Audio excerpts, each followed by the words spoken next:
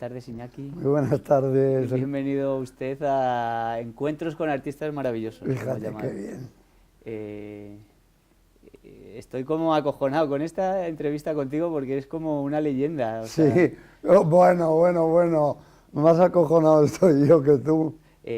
No voy a anticipar mucho, pero eres el único actor que has estado, el único actor español que has estado en el Actors Studio, probablemente, ¿no? Pues no lo sé, no sé, no sé, pero yo desde luego he estado. Empezamos siempre si nos cuentas un poco dónde naciste, cómo... Pues nací en Alsasua, Navarra, y allí pasé pues toda mi vida y tengo las referencias pues de mi Choco, de mi Rincón, ¿no? De mis robles, de mis paseos, de pues por los ríos, todo lo maravilloso que tiene vivir en un pueblo, ¿no? Pero siempre desde crío a mí me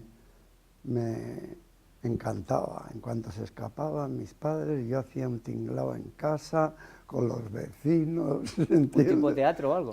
Total. Y también pues con la chica de casa cantar y bailar, ¿entiendes? O sea que ya desde muy pequeño... Sí, total, me encantaba y realmente yo creo... Había un padre organista que tenía, muy interesante, un gran concertista de órgano, que también transmitía cosas, ¿entiendes? O sea que tú... Y había un clima en casa que era especial también, en ese sentido. Pero claro... o sea, tu padre era organista. Sí. Mal estudiante, ¿entiendes? A mí aquel instituto falangista me sonaba a chino, ¿entiendes? Yo volaba hacia otros mundos y nada. El fracaso escolar, luego un trabajo, después la mili en África, ¿no? ¿Hiciste la mili en África? Sí, en Melilla, melillero. Entonces te vas a hacer la mili a Melilla, África. Allí me tocó, a África. Me tenía que tocar, más lejos no había. Y allí me has dicho que no hacías como mucho teatro, sino era... No era muy artístico el panorama, pero tampoco sufrí tanto.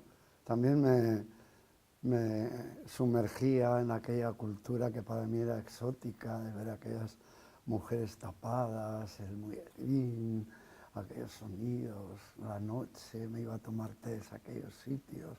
Me montaba también mi película. Ya estaba yo nutriéndome, ¿no? De ambientes, de atmósferas. ¿Y luego vuelves a casa? Luego vuelvo a casa, mi padre ya me tenía preparado un negocio para solucionar al hijo mal estudiante, ¿no? Y le agradecí los servicios prestados, estuve unos años haciendo esfuerzos para complacerle. ¿De qué era el negocio? Pero de importación de material óptico, de Francia, de Italia.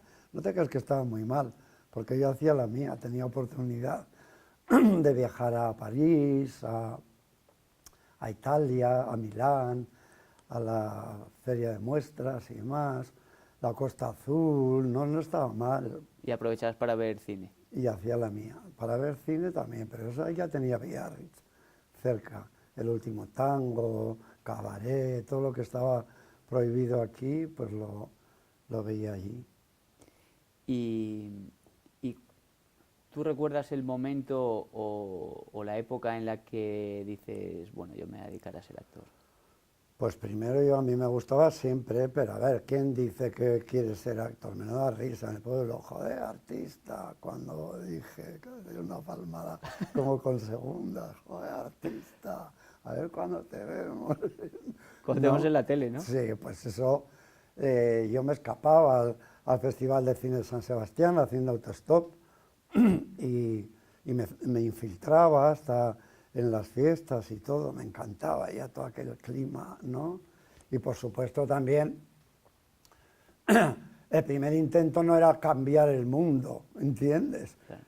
¿Por qué fuiste actor? Para cambiar el mundo. Pues no, me fascinaba todo aquel tinglao, ¿no? A mí también, yo también en parte era para había ciertas inquietudes más allá, pero reconozco que en ese momento también era para ligar y Hombre, para... y te apetecía ser pues como Brando y como, ¿no? Como toda esa gente que veías, ¿no? Ahí. Pero luego pasan otras cosas. bueno, dices, querías ser como Brando y tal, te vas a Estados Unidos, ¿no? Bueno, pero eso Más fue adelante, ¿no? después. Vale. La primera aventura es yo me escapaba a Londres porque con el negocio de mi padre yo ya le confronté. Dije, bueno, desde julio, que ya todas las gafas de sol y tal ya está hecho, monturas y demás liquidadas y demás historias, yo me voy a ir a Londres. Tú no te preocupes, que ya me buscaré yo la vida, y allí fui con la intención de aprender inglés, que me ha servido inmensamente, pero de descubrir una ciudad alucinante. ¿Y qué diferencias veías en el teatro del teatro de Londres al teatro de aquí? Yo entonces no tenía mucha idea del teatro de aquí, de alguna compañía que pasaba por San Sebastián o por Pamplona de vez en cuando, que me escapaba, pero ningún criterio tampoco, ¿no? Yo ya veía, ¿no?, las cosas que me gustaban y las que me parecían teatrales y no me gustaban, y hasta las que no entendía, de aquellos teatros clásicos tan gestuales y declamatorios donde el verso no había manera de entenderlo, ¿me explico? Sí, y cuando dices eh, mm, tan teatrales, ¿a qué te refieres? Yo más o menos te puedo entender, pero también... Al gesto, a la forma, a ilustrar todo, a mandar telegramas, los nerviosismos, los sufrimientos, todo era, si el mismo Olivier, ¿no?, decía, y no se puede dudar que era un gran actor, que después de hacer cine con su exigencia de verdad, tuvo que aprender otra vez a actuar para teatro, fíjate, porque ya esas gestualidades le parecían excesivas, Claro. ¿no? Esas cosas que sacaban, ¿no?, Y allí en Londres haces algo de formación. En Londres primero voy con mi cochecito 127 a Brixton, la zona que ardía de racismos, de conflictos, casi todo de negros, y encima soy squatter, lo que es un ocupa, ¿entiendes? En un barrio que era peligroso, Railton Road, la calle principal, pero maravilloso, maravillosa experiencia. Y luego un disfrute, porque empecé a descubrir cosas y más cosas, teatros, conciertos, óperas, y el arte de conseguirme entradas baratas, todo lo que ofrecía aquella ciudad, que eran unos años 70 esplendorosos, con David Bowie, con The Rocky Horror Show, con Kings Road, ¿no? Y todo. Bueno, era maravilloso y era culturalmente impresionante. Todas las galerías, todos los museos, los ballets, el Covent Garden, O sea, el los contraste con grandes, España era brutal, ¿no? brutal, bueno, sí, sí.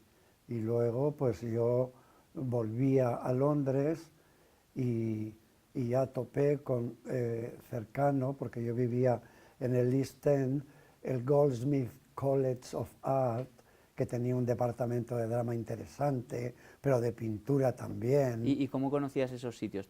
¿Te había alguien hablado de Yo aquí? ¿Tú tenía investigaste? un amigo vasco también, ¿no?, que estaba estudiando pintura allí, lo cual era perfecto, porque teníamos una...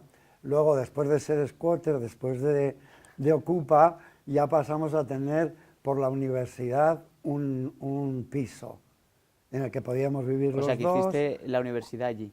No, él estaba Él, haciendo. vale, vale. Yo en la universidad me infiltré al departamento de inglés para estudiar inglés y a husmear en el de drama, que ahí empecé yo a detectar, ¿entiendes?, cosas.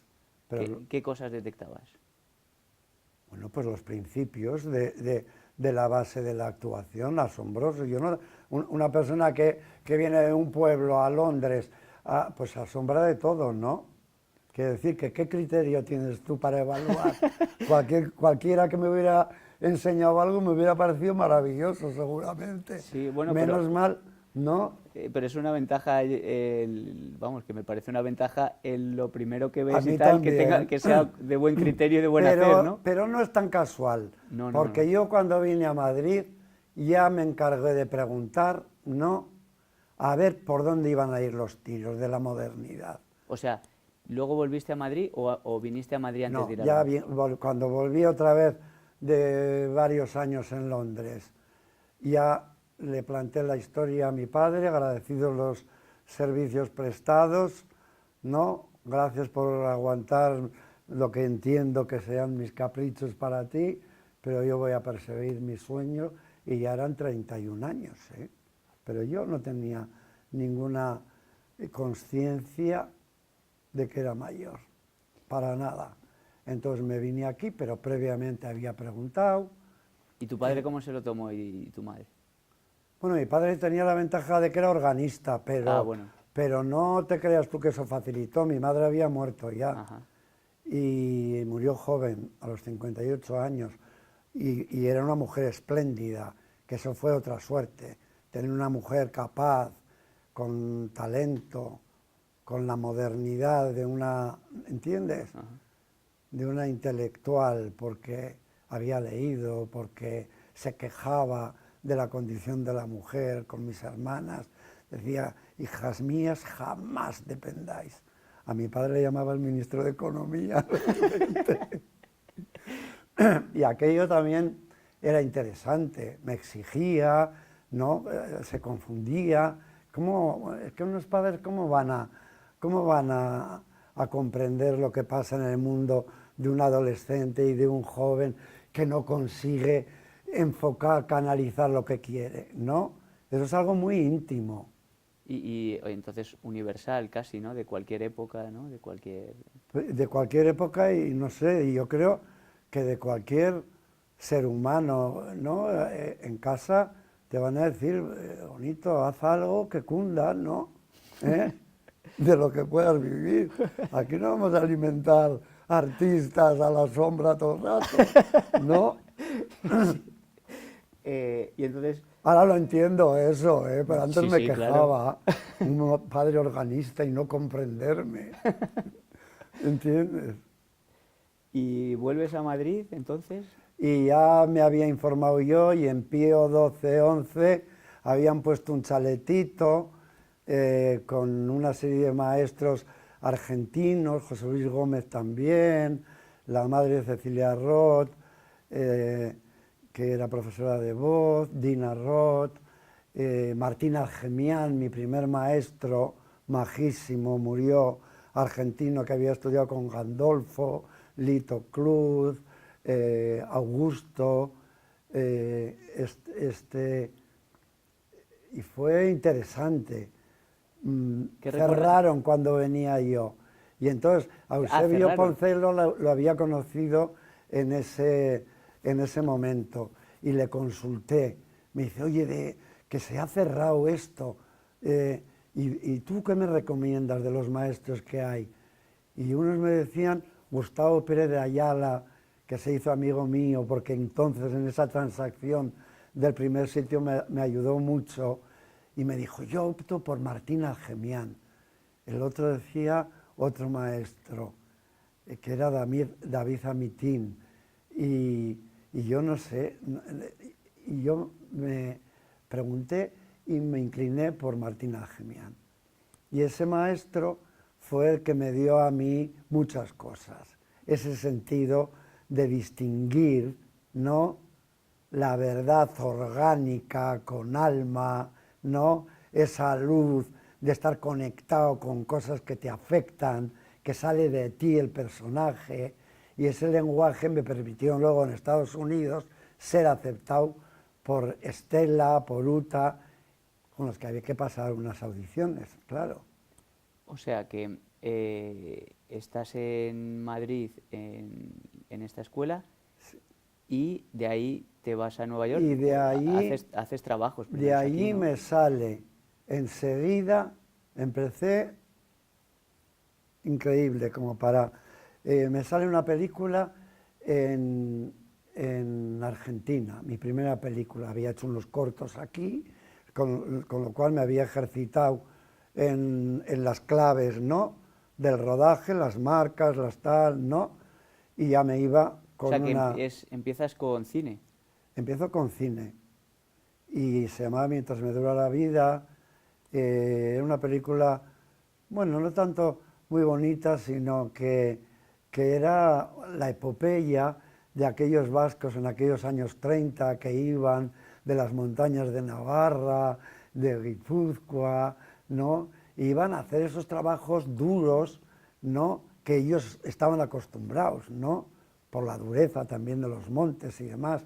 Y en la pampa húmeda, los tambos, que eran como los caseríos o los cortijos de aquí, ¿no?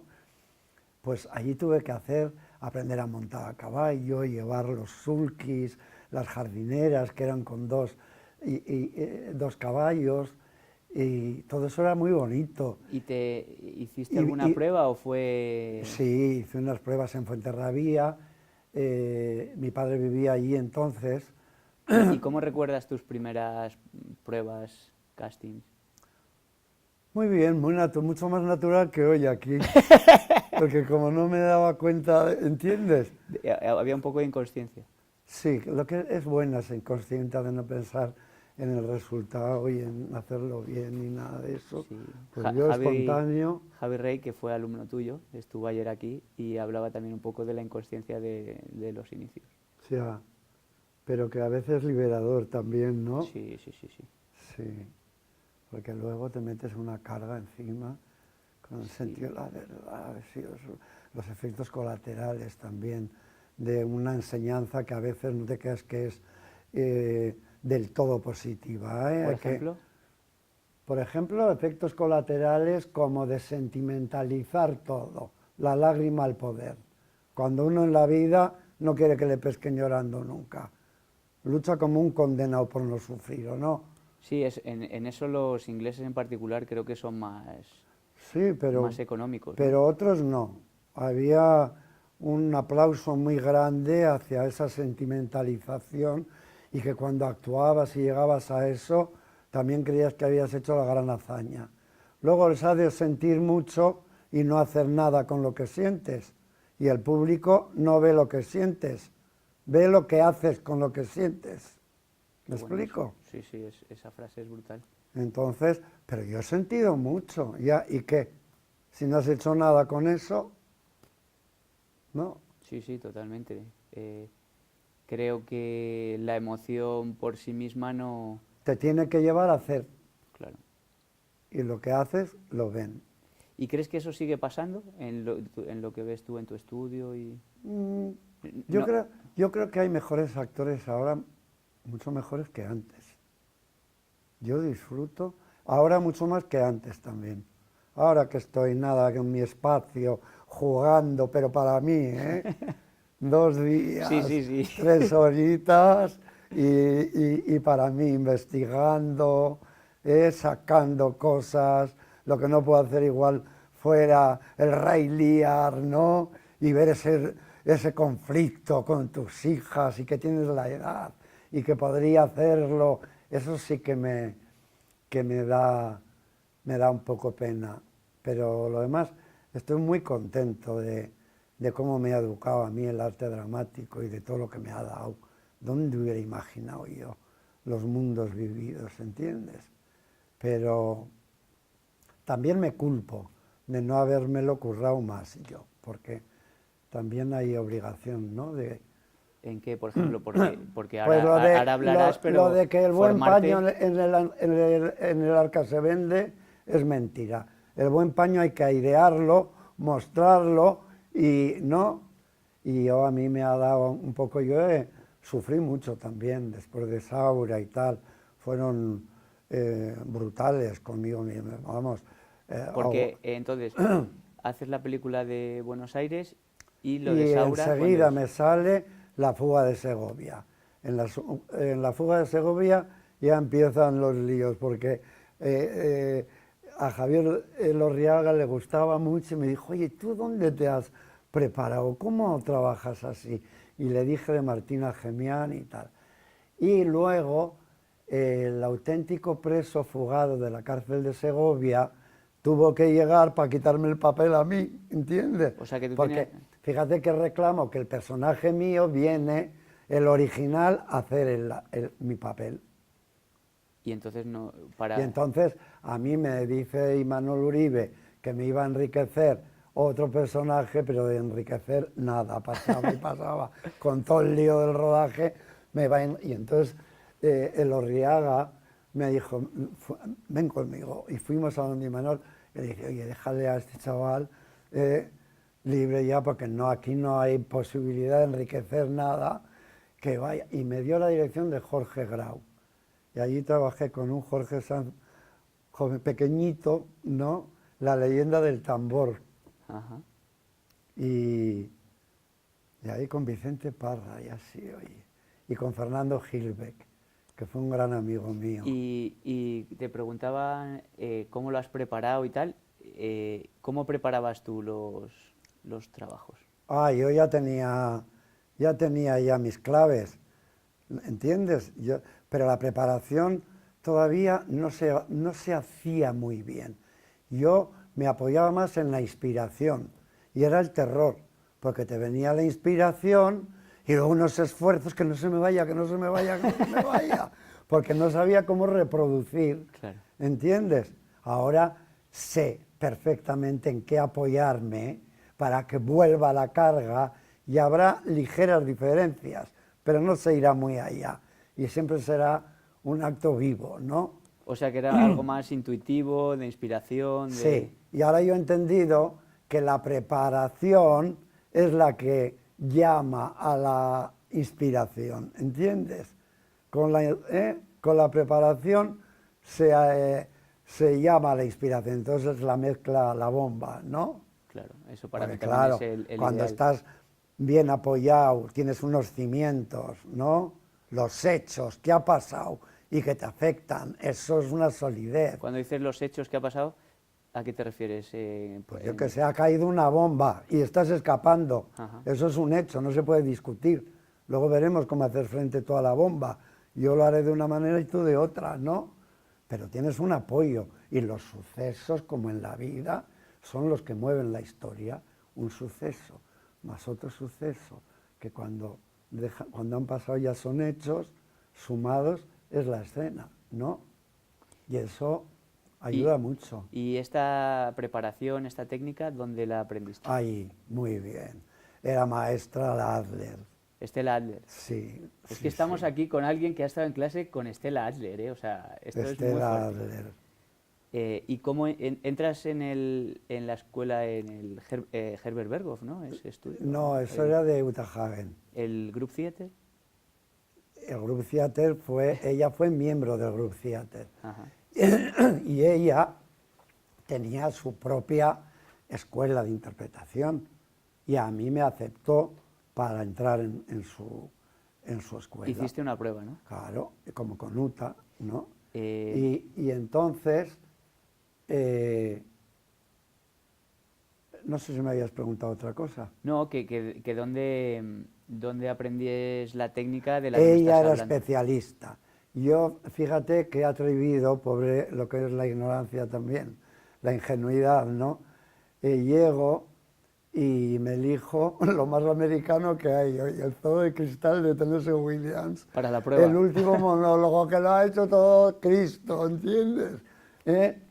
Y me salió de maravilla. Se lo dediqué a mi hermana Marisol, ¿entiendes? Y ella era la inspiración, ¿no?, para ese monólogo de Tom, que hablaba de su hermana Laura, ¿no?, de la fragilidad, de la delicadeza, ¿no? Aparta, ¿no? Sí. Apaga tus velas, Laura. A ver si acabamos con este dolor, ¿no? Y entonces paró la clase, se quedó mirándome, dijo que era algo excepcional, y que no solamente había entendido ese monólogo que Mr. Williams había escrito, sino como a título personal, sino que había comprendido el mensaje universal que Williams quería dar al mundo con ese monólogo. Yo no te creas que lo entendía muy bien en aquel momento, pero organizó un debate sobre quién era clase baja, clase media, clase alta, porque claro, eso se situaba en la depresión americana, y yo intuitivamente había visto que eso tenía un significado, porque cuando, como aquí, en el horror de la crisis, cuando no hay esto en una casa, ahí se alteran en esos metros cuadrados, pasan cosas, ¿no? Crispada la familia, ¿no? Imagínate cómo tienen que haber vivido en esos metros cuadrados los padres cansados de toda la vida de trabajo, recibiendo otra vez al hijo, con la nuera, con los otros hijos, ¿no? Pues aquello también tenía allí su tomate. Y entonces fue una cosa que yo no podía creer. Entonces te cogen, te pasas la prueba y te quedas allí. No, ya había pasado la prueba. Ah, eso Esto es ya una era en escena, la vale, clase. vale. Mi primera intervención en Nueva York, recién llegado, hasta con jet lag. ¿Entiendes?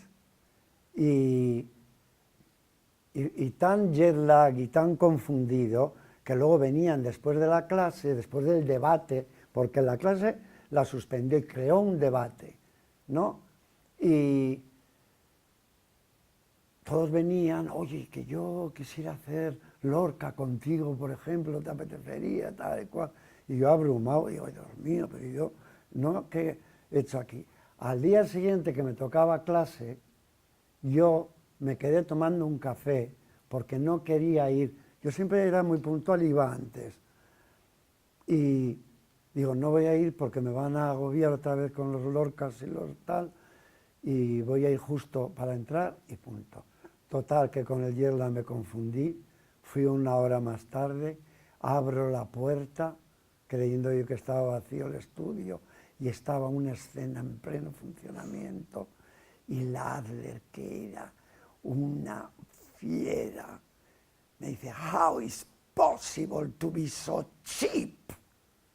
Yo no sabía lo que quería decir. Dice, ¿cómo es posible ser tan barato? Yo digo, ¿qué querrá decir cheap en este contexto, no? Y luego, después de la clase, viene y me dice, me da la mano y me dice, darling, you are still in the moon, ¿no? Todavía estás en la luna, pidiéndome disculpas, y me dio la mano, me dio el brazo para sacarle de clase. Y luego, en cada clase, venía a solicitarme el brazo para salir. Ella se exponía, le aplaudían, y luego yo salía todo chulo con ella, ¿no? O sea, claro, alguien increíble, ¿no? Esta mujer. Sí, pero difícil, ¿eh? Difícil. Cuando dices difícil, De disciplina y de disciplina, pero magnífica, ¿eh? Bueno, ella se enfrentó a Strasberg, eran los dos miembros del Group Theater, pero a Strasberg tenía algo, yo le doy la razón a Estela, porque él decía que la verdad le bastaba, por ejemplo, mi verdad. Como he venido yo aquí ahora, pues según estoy, lo que suelto, la escena sale de una manera, ¿no? Con mis circunstancias. Pero ella decía, no son las circunstancias del actor movido por lo que le ha pasado. Entonces cada día va a cambiar la representación, ¿no? Porque si un día le ha tocado la lotería y al otro día se ha muerto su padre, ¿no? Pues entonces, por esa regla de tres, va a ser todo, ¿no? No se va a poder montar en cine, por ejemplo, claro. ¿No? Es la verdad del personaje. Y fue a París Stella Adler, que daba un seminario Stanislavski, y consultó a Stanislavski mismo sobre este tema. Y dijo, por supuesto, es la verdad del personaje movido por sus circunstancias, no la del actor movido por las suyas. Claro, porque esto ha creado luego mucha confusión, ¿no? Sí, y James Dean, siempre James Dean, ¿entiendes? Sí, como iconos, ¿no? Claro, pero no, como icono de que según le da el aire, lo hace y muy bien, pues muy bien, si te sirve, estupendo, ¿no? En el cine es una vez, pero en teatro, por ejemplo, o si no, cada toma podría variar mucho, ¿no? Pero Sí, en teatro, si un día, te digo como te digo, si un día tienes una noticia bomba, ¿no? Y estás pletórico, saldría de una manera, ¿no?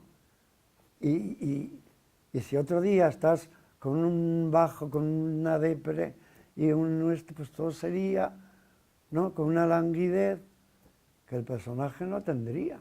sí, yo llego a la conclusión, para mí son las circunstancias del personaje, que llega a la conclusión que la preparación me sirve para llevar desde mis circunstancias a las del personaje. Por eso cuando hago una función procuro llegar antes al teatro para poder no negar cómo estoy ese día, ni resistirme a eso, pero luego ir entrando en las del personaje de forma Claro, suave. pero eso, Porque si no, no sé, creo que hay personajes que son más grandes que a lo mejor que mi día a día. hombre, ¿No? por supuesto, pero ten en cuenta que la reflexión, por ejemplo, de Hamlet, de ser o no ser, no solamente se la ha hecho a él, uno puede decir, ¿no?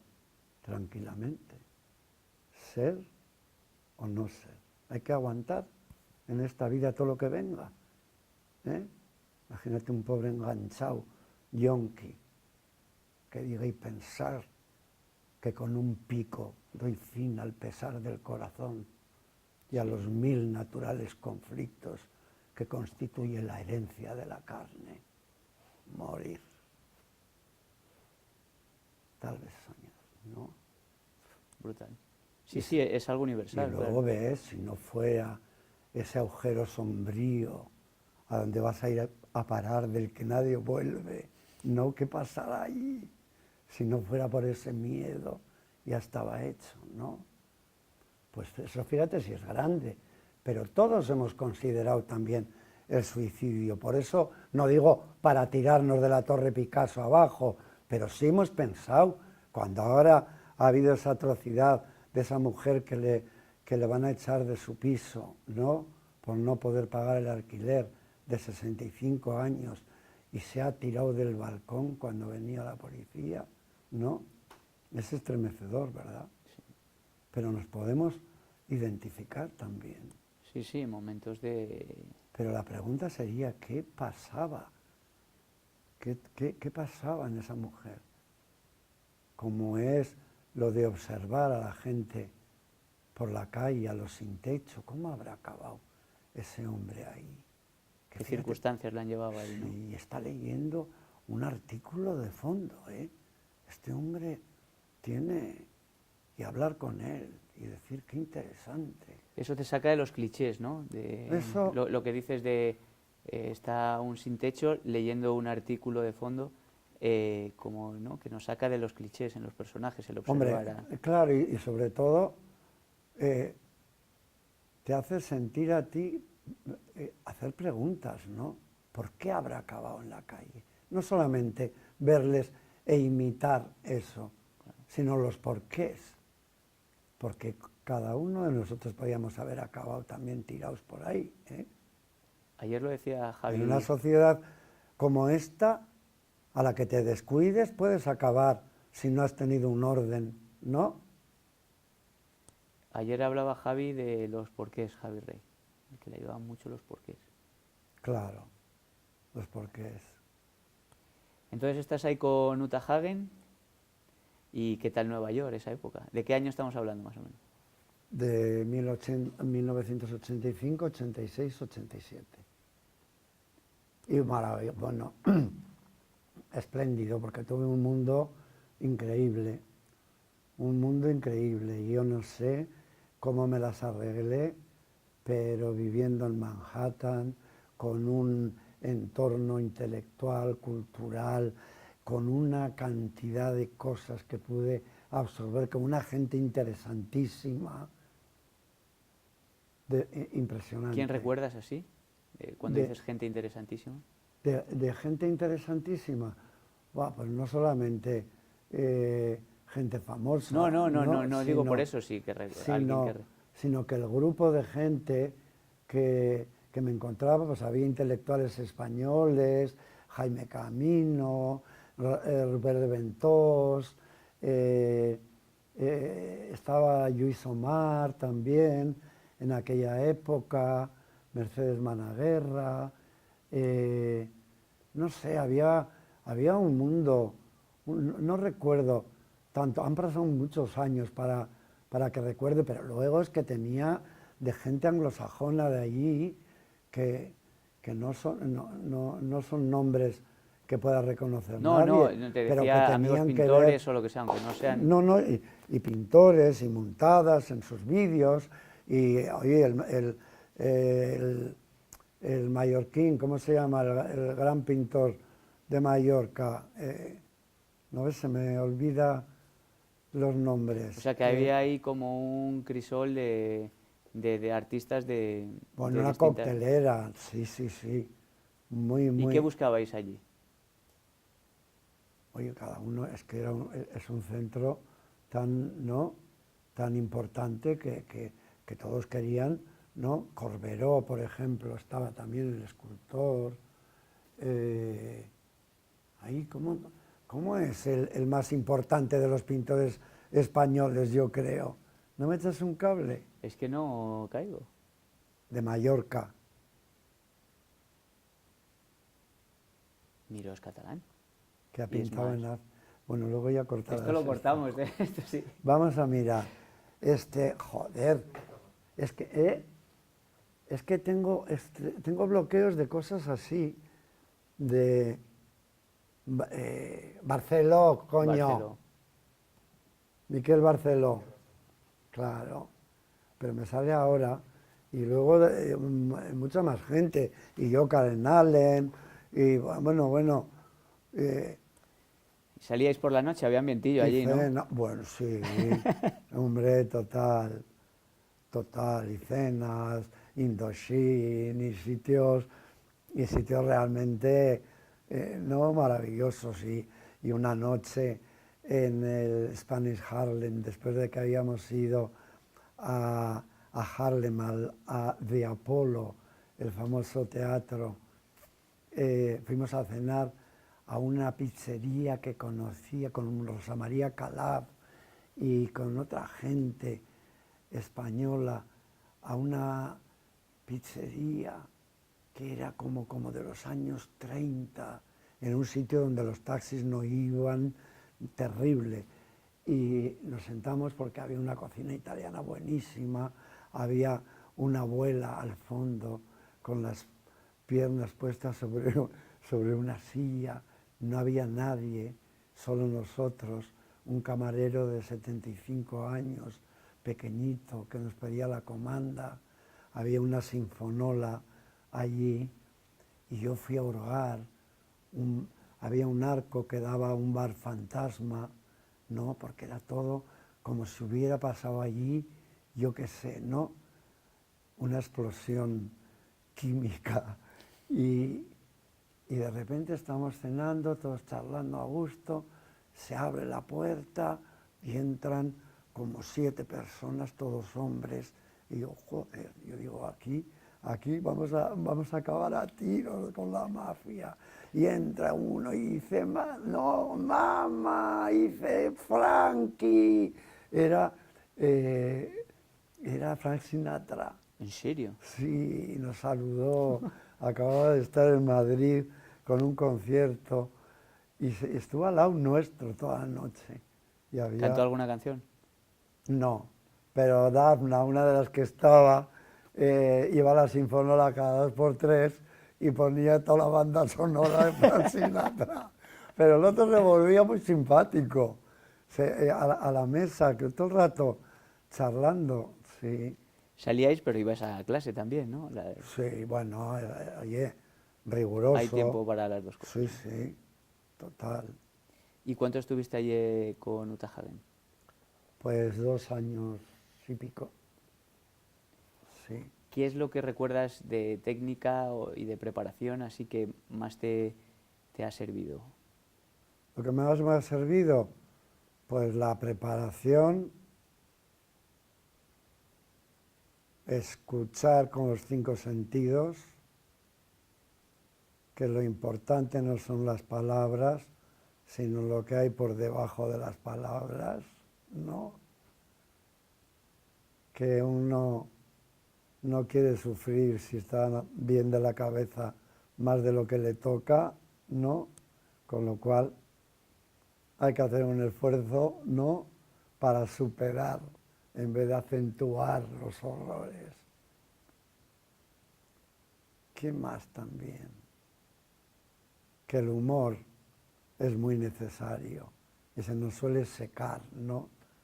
Nos resulta más fácil igual hacer el dramón que ser ligeritos con la comedia, ¿no? Sí, o que los personajes tengan sentido del humor, ¿no? A Claro, pesar de las pero en la circunstancias. vida lo ponemos para podernos aguantar unos a otros, ¿no?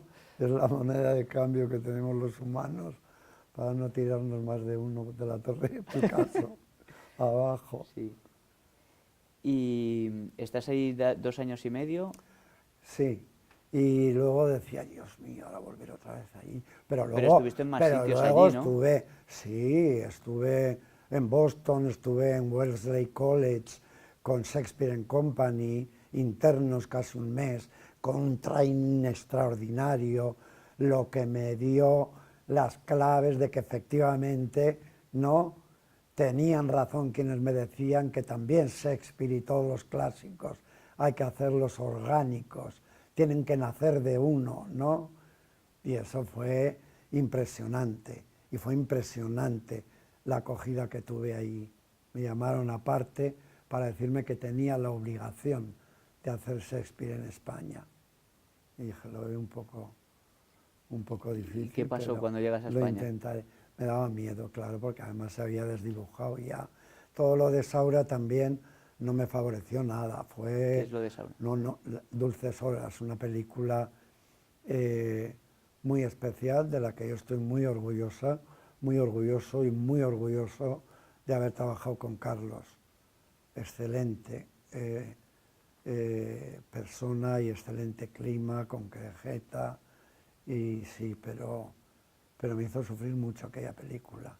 Y llegaron a decir Augusto Martínez Torres, en el diccionario que tiene de cine español, dijo que yo era el peor de los actores de España y que era el culpable del fracaso de Dulces Horas de Carlos Saura. Y probablemente Fíjate qué fuerte, ¿no? Eso te hace un daño y más cuando probablemente terrorífico. sería al contrario, porque ya habías estado en Nueva York. No, Todavía todavía no habías no, estado. no. Y que No, digo no. que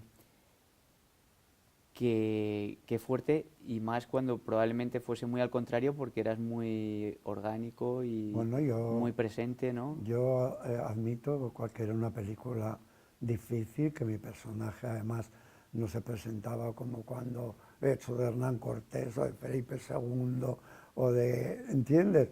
Era un personaje suave, un personaje con un complejo de Edipo que hace una historia, inventa una historia para revivir aquellos momentos dulces de la infancia, del hogar, de su madre, y al final sublima el Edipo casándose con la actriz que interpreta a la madre.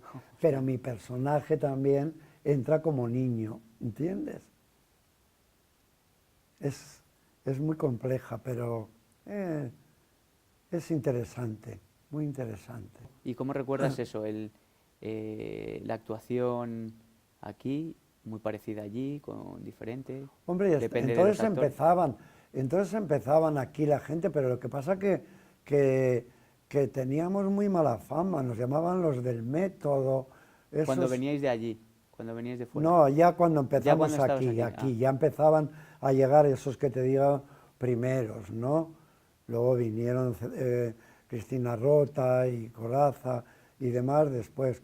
Yo monté un espacio ¿no?, para trabajar con otros actores y allí ahí hizo uno de sus primeros seminarios Coraza, en ese estudio, el estudio Espejo, por la calle Espejo, ¿verdad?, por aquí cerca. y traíamos a Augusto Fernández y Gandolfo, estuvo también un italiano que hacía Gestal, con Isabel Ordaz, Javier Albalá, y siempre nos juntábamos. Lo que pasa que luego siempre había dinero para muchos extras, pero no para pagar la cuota del mes. Así que dije yo, ahora voy a poner un estudio y pagamos ahí todos, pero lo gestiono yo, ¿no? Y de ahí surgió mis seminarios y mi entrenamiento y demás, ¿no? Pero ya había un movimiento. O sea, cuando dicen los argentinos, España se ve muy influenciada por los argentinos aquí en el... Hombre, es que aquí estaba Franco y ahí tenían la modernidad, Strasberg,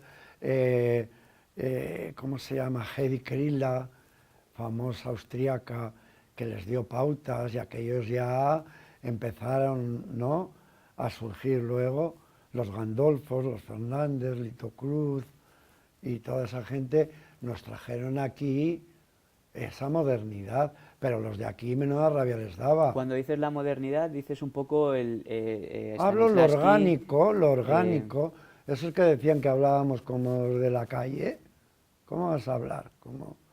Pero la diferencia entre una cosa afectada o gestual, ¿no?, de la forma, el médico tenía unas actitudes, el fontanero iría como, hola señora, ¿dónde está la tubería? ¿Y quién te dice a ti que el fontanero no es una persona absolutamente refinada? ¿Entiendes? ¿No? Pero era pues también mucho cliché y mucho tal, ¿no? Pero ellos veían en nosotros, ¿no? O sea, que había como dos maneras muy distintas de No entenderlo. se recibía bien, a mí me entrevistaban y yo decía que me preparaba. Tú Y decías era que te preparaba. lo peor que podía decir. ¿Y por qué? Porque despertaba una rabia que para qué. Estos de sentir tanto y de tanta verdad y luego no se les entiende nada de lo que dicen. También tenían alguna verdad, no te creas, ¿eh? Sí, si no se entiende es lo básico, pero... Sí, y solía ser también bastante frecuente a veces. ¿Y por qué crees que no se entendía? ¿No había un Pues trabajo porque vocal? había que educar también una articulación de, ¿no?, Sí, yo creo que hay que hacer del un texto, trabajo vocal pero también. eso no implica que no sea orgánico, simplemente que hay que educar también la voz. El ¿no? ideal para mí son las dos Pero cosas. no educar la voz de una manera declamatoria, una voz liberando la voz natural, como tituló Christine Linklater, mi maestra de Shakespeare, su libro de voz, Freeing the Natural Voice. Eso es lo bonito, liberando tu voz natural, peculiar. Y hay una anécdota bien interesante. Un gran director de aquí, que en aquella época de mi preparación aquí también estaba, yo había hecho ya Dulces Horas y hacíamos un seminario, ¿no?, en un teatro de aquí. Hice yo una escena del Calderón, Amar después de la muerte, y celebró todo el mundo mi actuación, ese director también, pero me dijo qué lástima, Iñaki, que con esta, ¿no?, profundidad con que has hecho no puedas nunca hacer teatro por los problemas enormes que tienes con la voz. Yo me quedé, dije, bueno, pues en este taller que tenemos un profesor de verso, un profesor para la voz, para el aparato, ¿no?, y un profesor de interpretación, y todos evalúan como muy bien, ¿no?, lo que hago, no entiendo. Pero así fue. Y con Christine Linklater, que yo estudiaba en Nueva York, les puse un día de crisis lo que me agobiaba. Y me agobiaba esa sentencia de aquel director español. Y me hizo un exorcismo. Puso a todos los actores en un círculo y preguntó qué les parecía mi voz. Y concluyeron que era una voz genuina, diferente, Profunda, peculiar, tremendamente interesante. Esa, dijo, ¿qué prefieres, Iñaki? ¿Una voz estándar o esta voz peculiar tuya. Y entonces hizo una especie de diálogo a ese director, ¿no? A modo de exorcismo, fíjate. Es muy interesante lo del exorcismo, porque yo también hago ejercicios de exorcismo, que puede sonar muy raro aquí. Bueno, sí, yo digo metafóricamente, sí, pero no yo lo lo hizo, entiendo, ¿eh? Claro. Hizo un círculo. Porque es curioso cómo frases muy poco constructivas se te pueden quedar en la Hombre. cabeza y minarte durante mucho tiempo. Bueno, ¿no? pero impresionantemente. Y lo que me vino de Saura también. Lo que vino de aquella película me costó. ¡Buah! Sí, Además me chupó durante mucho momento la energía y la libertad. es un oficio duro este, ¿no? Durísimo. En el sentido de Es que estamos muy expuestos. muy vulnerable, te puede dejar muy frágil, pero es de los más fuertes, claro. No puedes ahí andar llorando, lo que tienes que hacer es arrear y a ver, y desde luego le he dado un aire con todo lo que he aprendido, con todo lo que he descubierto, luego me he encargado de viajar por el mundo entero, me ha gustado cómo he provocado a la vida, ¿entiendes? O sea que estoy muy satisfecho de que además la actuación me ha llevado a descubrir, a educarme, me ha refinado los sentidos, ¿no? Sí. Me ha hecho abrirme al deseo de conocimiento. Eso es impresionante. Y que tengas ahora a estas alturas de la vida, donde vas a tener más tiempo y menos papeles, pero tienes estas cosas que te alimentan, ¿no? Bueno, ahora estás en edad, como has dicho, ¿no? De Rey Lear. Ahí estaría, claro. ¿no? Tendría que ir a tocar puertas, ¿verdad? Claro, o Basilio, ¿no? De La vida sueño. A mí La vida sueño es una obra que me encanta. Sí, sí, a mí también. Sí.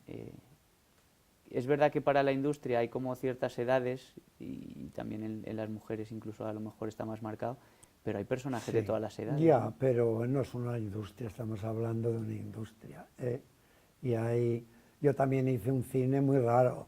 Yo no hice un cine como de especialistas, hice yo. De porque culto, luego, que se diría después ahora. de Saura viene Guerín, con Los motivos de Berta, del cual estoy encantado también.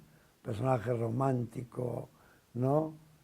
Con una potencia de imagen consecuente con algo que interiormente yo, ¿no? Cuando lo he visto tienes mucha presencia, una Sí. presencia increíble.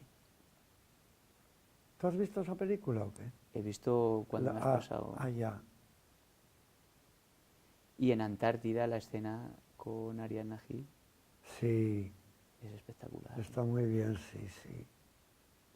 ¿Tú recuerdas cómo al principio me has dicho que era más inconsciente y tal? Por ejemplo, Antártida, ¿cómo preparaste esa escena? O si no esa escena en concreto, ¿cómo preparas los Yo trabajos? muy bien estuve con Manuel Huerga, muy bien atendido, muy fácil, con Ariadna, tan guapa que era, y lo pasamos muy bien en Lisboa, rodábamos, y sí, era como un papel que me hacía gracia hacer, un cocainómano ahí, discoteca, dealer de lujo, ¿entiendes? Sí, sí. Era ese toque, ¿no? Seductorzuelo ahí, ¿no? Canalla. ¿Y qué recuerdas de... leías el guión varias veces y hacías anotaciones? Yo tenía preocupación con la escena de sexo por el mareo de coreografiar, cuando ven el traveling, cuando ves que una tabla de surf en la pantalla sube, entonces le das el tortazo en el culo, luego, ¿no? Toda esa, ¿no? Y diseño de movida para estar libre, pero lo conseguí totalmente bien, con unos ensayos mecánicos y luego manos a la obra, ¿entiendes? Sí, hay unas escenas que son más libres técnicamente, por así Sí. decir, y hay otras que son de movimientos muy marcados, ¿no? Sí, pero primero te tienes que liberar del problema ahí de físico, del contacto físico y tal. Una vez quitado eso, ¿Y cómo lo tienes... quitasteis? ¿Tú recuerdas? A mí, desde luego, ella me dio muchas facilidades porque siempre tendemos a no molestar, ¿no?, a los demás, y yo todavía tenía suficiente atractivo, ¿no?, para que a ella no le diera rechazo, y entonces no, aunque además tampoco tenía que hacer muchos esfuerzos porque era un salvaje yo, ¿no? ¿Entiendes? O sea, Pero, jugar con lo que había en el momento, ¿no? pero había mucho, lo que Por pasa eso que digo. luego tienes plano cenital, plano lateral, plano de frente, plano de éxtasis, ¿no? Hay veces que no hace falta tanta técnica, ¿no? Escuchar al otro, estar en el momento y... Sí, pero los planos tienes que hacer Sí, eso sí. para luego el juego bonito del montaje, ¿no? Digo Pa. respecto a la actuación, que hay escenas... Yo la actuación con Ariadna no tenía ningún problema, ¿entiendes? Baby, tú ven aquí, mándame eso, que yo voy a sacar tajada y luego ya hablaremos, que haré la mía también, ¿no? Y le despido, le digo, muy bien, vete por ahí, que atención, cojo inmediatamente el teléfono y voy a hacer la pirula, ¿no? Y besito final en la puerta, ¿no? Sí, besito final en la puerta. Em, y, ¿Y cuándo decides poner el estudio? Pues cuando vine yo de Estados Unidos, primero me junté en el estudio Espejo, que montamos unos cuantos actores, pero ya te digo, como había para algunas sustancias, pero para pagar el estudio no, pues ya dije yo, no, yo me voy para aquí menos dinerales ya, no. Era un espacio muy, muy bonito, muy bien, y traíamos profesores y tal, pero luego se fue desvaneciendo. Y entonces yo, como quería seguir en esos parones entre película y película, ¿qué pasa? ¿No? Pues yo me dediqué a coger un grupo de gente con la que trabajar, daba seminarios en el CAT, estuve un año dando clases de interpretación, en la Filmoteca de Córdoba, en, en muchos sitios, y fuera también de España, en Italia y demás. Y luego aquí en el espacio, hasta hace poco, hasta ahora, que sigo trabajando, pero ya a mi aire y para mí, 2 días a la semana, pero siempre en sintonía un poco con el trabajo bonito.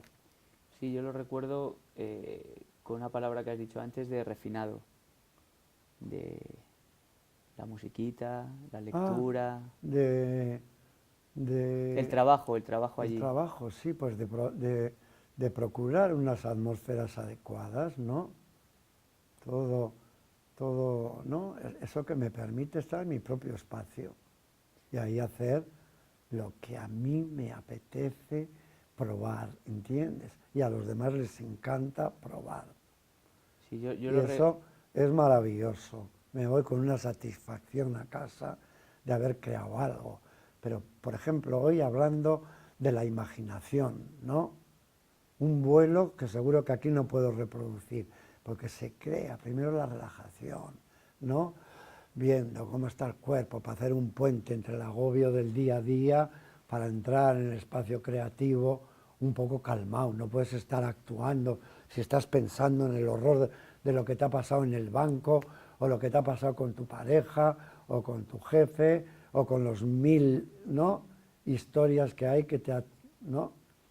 Crear ese espacio es, vamos, de un terapéutico, aunque no es una terapia, y entonces ahí aprovecho una música adecuada, primero igual energética para mover el cuerpo, para mirar bien, ¿no?, cómo está físicamente, luego para ver cómo nos trata la vida, quién tiene la culpa de lo que nos pasa, ver cómo podemos ¿eh? estimular un poco para vivir mejor, y luego ya pasamos, yo pongo algún ejercicio que nos puede llevar pues a cosas que tienen que ver con lo que hemos hablado, ¿no? Un ejercicio de ABAB. Sí, pero Ese es después. eso es para hacer práctica la teoría. Pero en este momento todavía sería como sensorial y emocional. Ah. Es decir, por ejemplo, sin tener que decir nada, ¿qué te falta para tener un poquito más de libertad, para vivir más a gusto, para estar más armónico, ya que no se puede ser feliz, ¿no?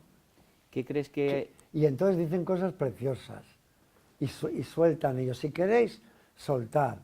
Y a modo de monólogo sueltan, ¿no? Y sería un espectáculo en sí mismo, fíjate.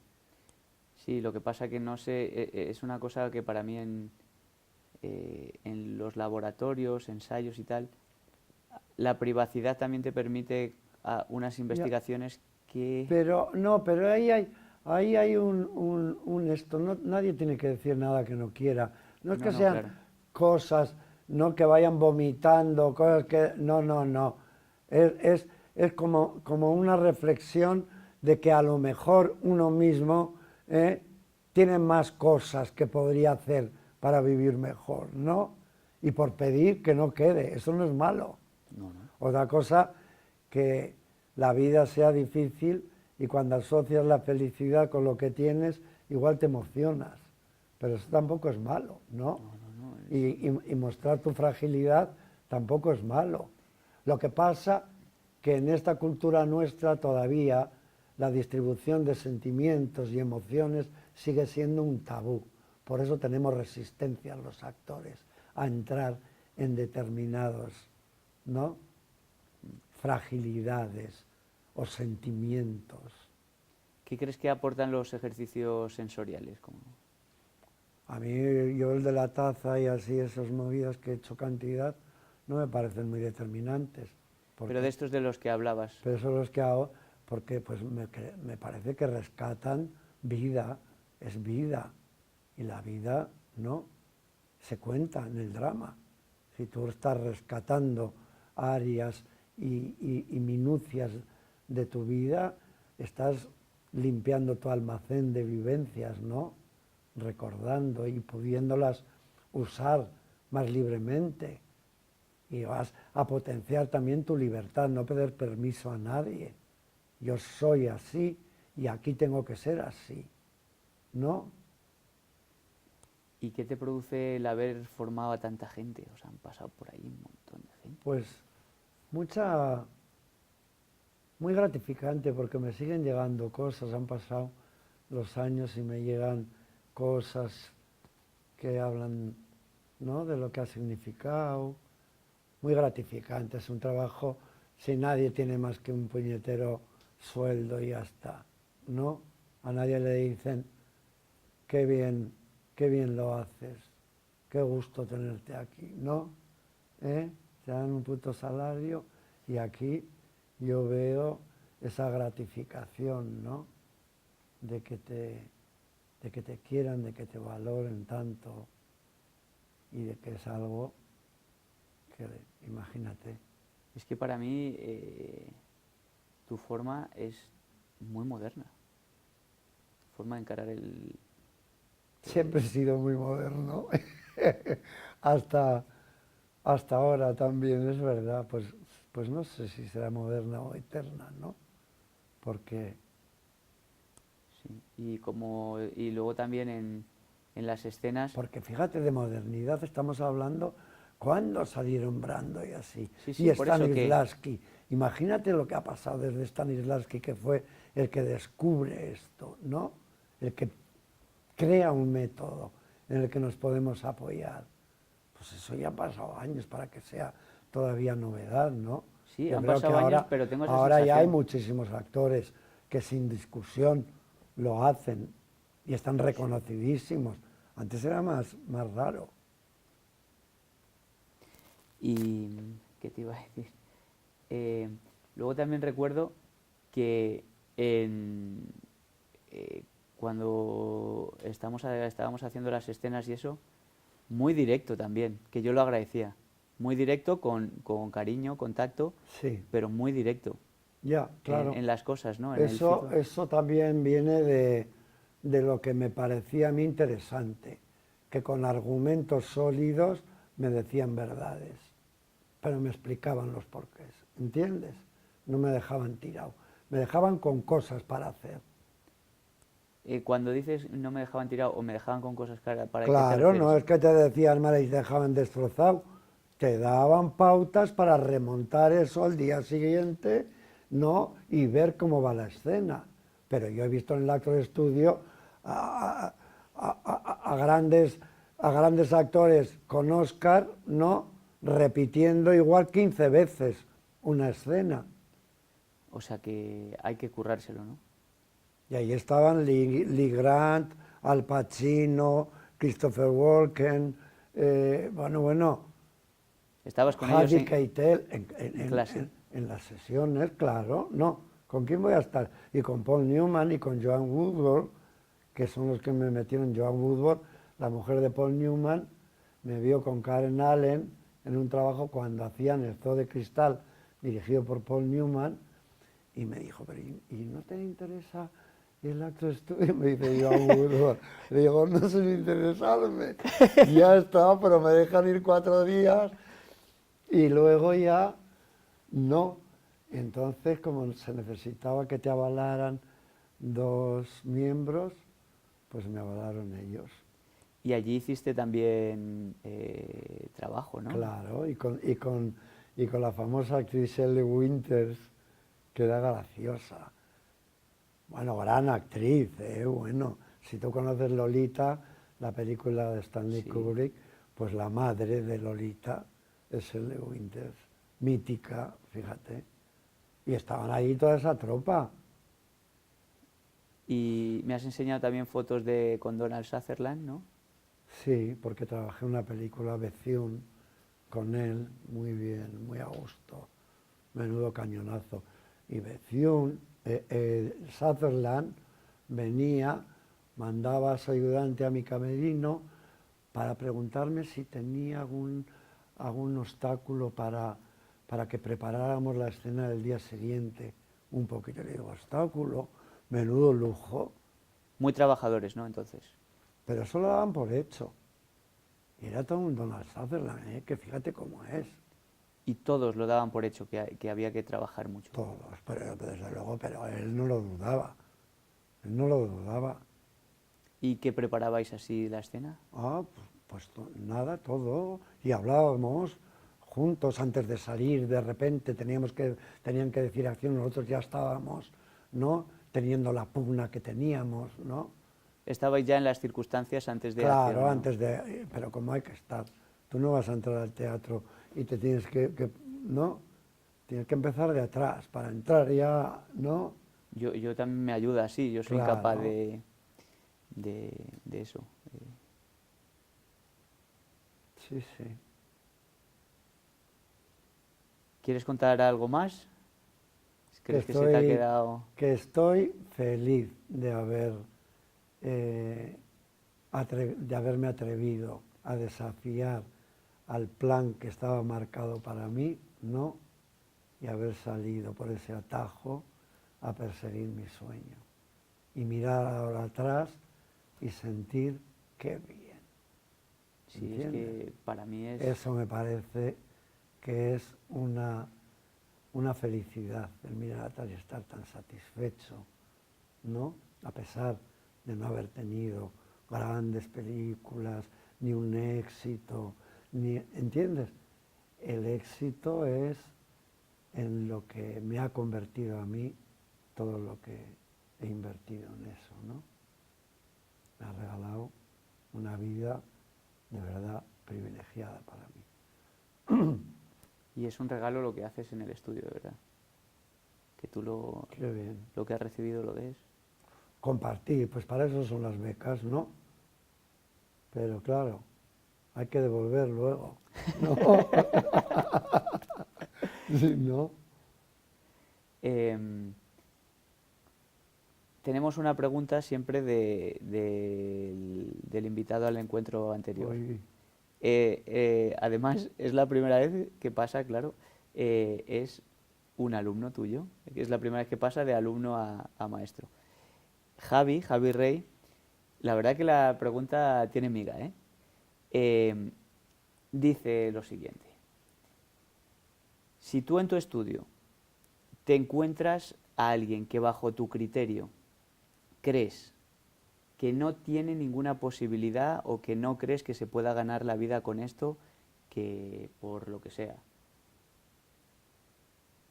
¿se lo dices honestamente lo que piensas o crees que no es una responsabilidad ni crees que tú tienes la verdad de eso?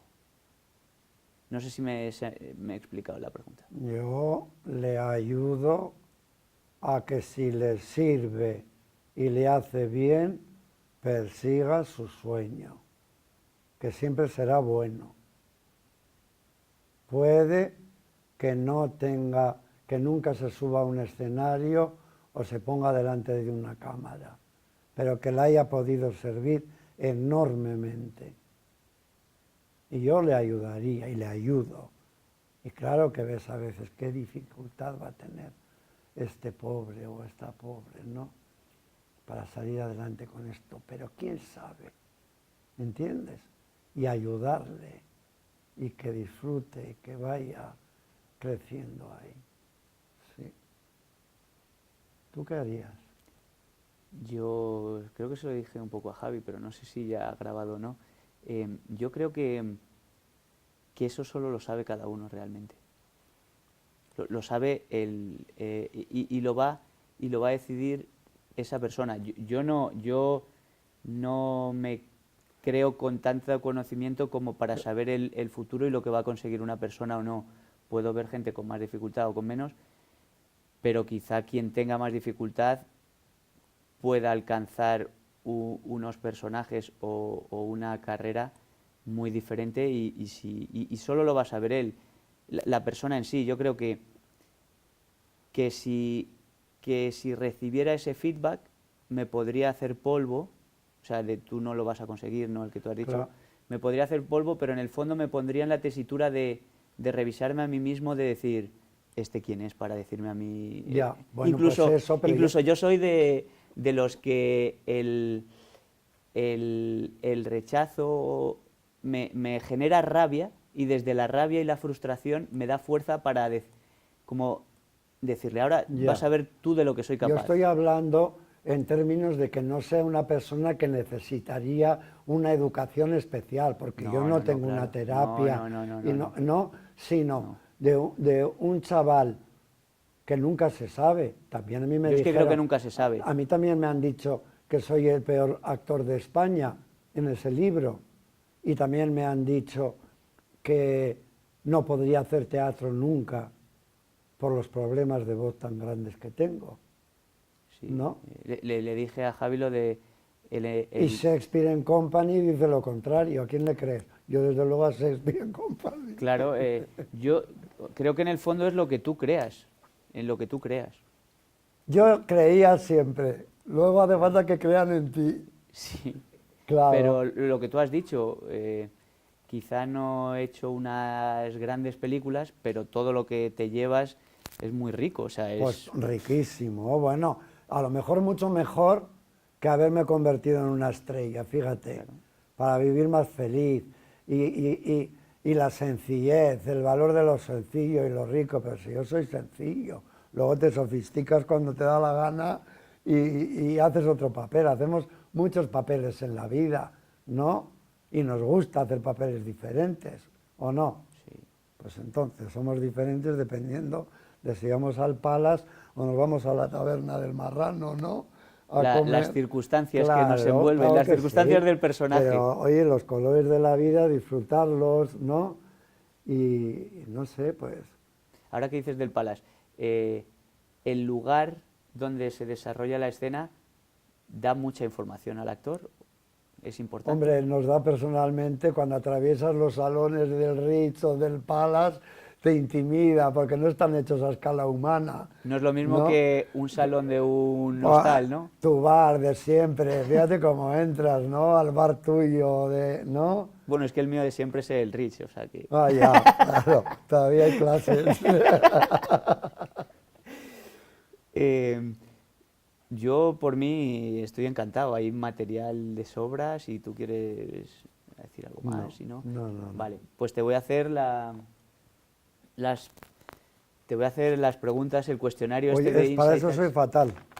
No Yo- sé ninguna. El primer libro que te marcó en la no, infancia, no, la son mucho más película. sencillas. Y para mí, lo que sugiero es lo primero que os venga. A No ver, hay ni mejor ni peor.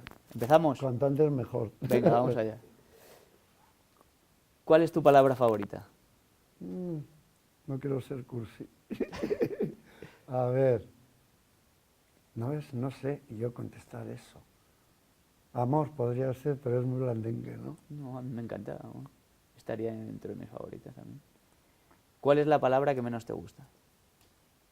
Cagada. ¿Qué es lo que te causa más placer?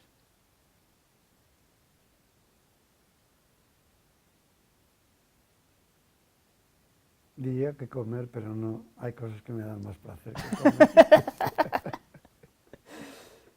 ¿Qué es lo que más te desagrada?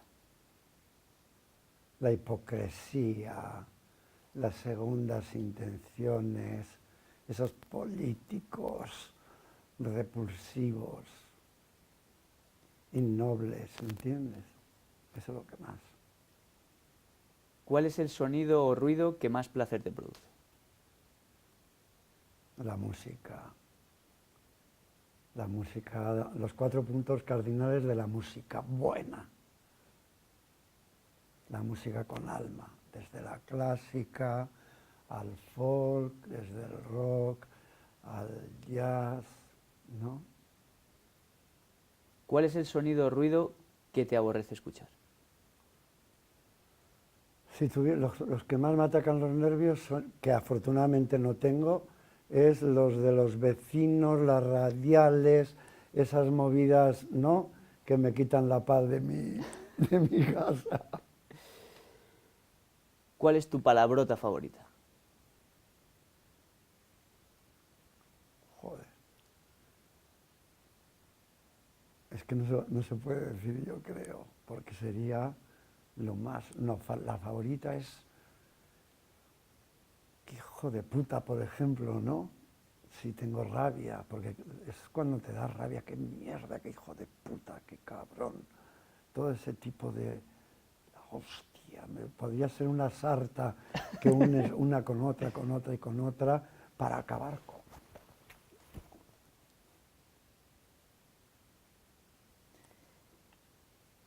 Aparte de tu profesión, ¿qué otra profesión te hubiera gustado ejercer? No creo que me tientan muchas, ¿eh? Lo de estar sometido a un jefe así, autónomo, ¿quieres decir? Lo que tú quieras. A mí esta me encanta, me ha encantado siempre. Y eso que tampoco la mitifico, ¿eh? Igual podría vivir sin ella también, no te creas tú, que igual me he pasado creyendo que no podía vivir sin esto. Pero claro, como sigo, no sé qué sería no tenerlo. Pero no me gustaría trabajar bajo un jefe, desde luego. ¿Y qué profesión nunca ejercerías?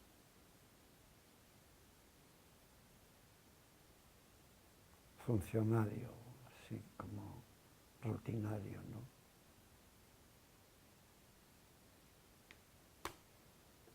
Y vamos a por la última.